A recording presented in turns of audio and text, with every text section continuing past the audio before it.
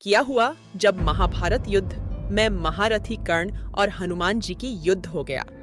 ये बात शायद कोई नहीं जानते होंगे, लेकिन ये हकीकत है जिसे महाभारत से छुपाया गया है।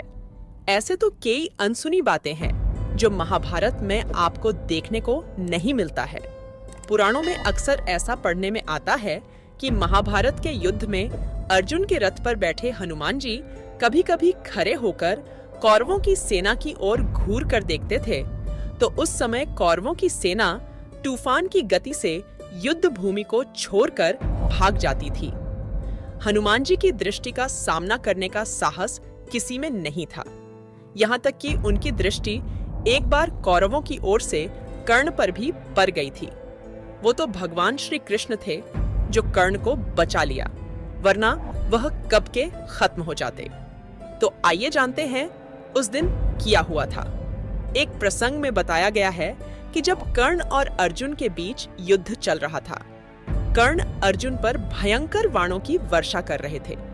उनके बाणों की वर्षा से श्री कृष्ण को भी बाण लग रहे थे। उनके बाण से श्री कृष्ण का कवच कटकर गिर पड़ा और उनके सुकुमार अंगों पर बाण लगने लगे। रथ की छत पर बैठे पवनपुत्र हनुमान जी एक तक नीचे अपने आराध्य की ओर ही देख रहे थे। श्री कृष्ण कवचहीन हो गए थे। कर्ण के बाण उनके अंगों को भेद रहे थे। हनुमान जी से यह सहन नहीं हुआ। अकस्मात वह गर्जना करके दोनों हाथ उठाकर कर्ण को मार देने के लिए उठ खड़े हुए। हनुमान जी की भयंकर गर्जना से ऐसा लगा मानो ब्रह्मांड फट गया हो। कौरव सेना तो पहले ही भाग चुकी थी।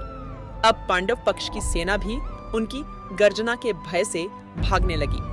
हनुमान जी का क्रोध देखकर कर्ण के हाथ से धनुष छूटकर गिर गया। भगवान श्री कृष्ण ने तत्काल उठकर अपना दायां हाथ उठाया और हनुमान जी को स्पर्श करके सावधान किया।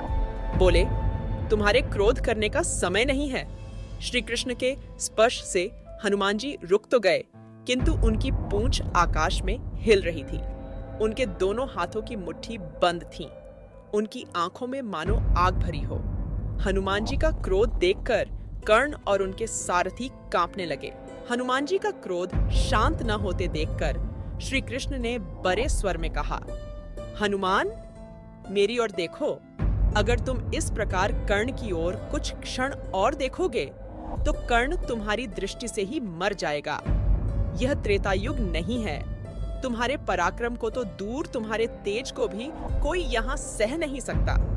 तुमको मैंने इस युद्ध में शांत रहकर बैठने को कहा है। फिर हनुमान जी ने अपने आराध्य देव की ओर नीचे देखा और शांत होकर बैठ गए। तो मित्रों, ये था महाभारत की एक अनोखी कहानी। अगर आपको यह स्टोरी अच्छी लगी हो तो इसे अपने दोस्तों के साथ जरूर शेयर करें और इसी तरह के अन्य वीडियोस देखने के लिए हमारे चैनल को सब्सक्राइब जरूर करें और बेल आइकन जरूर दबाएं।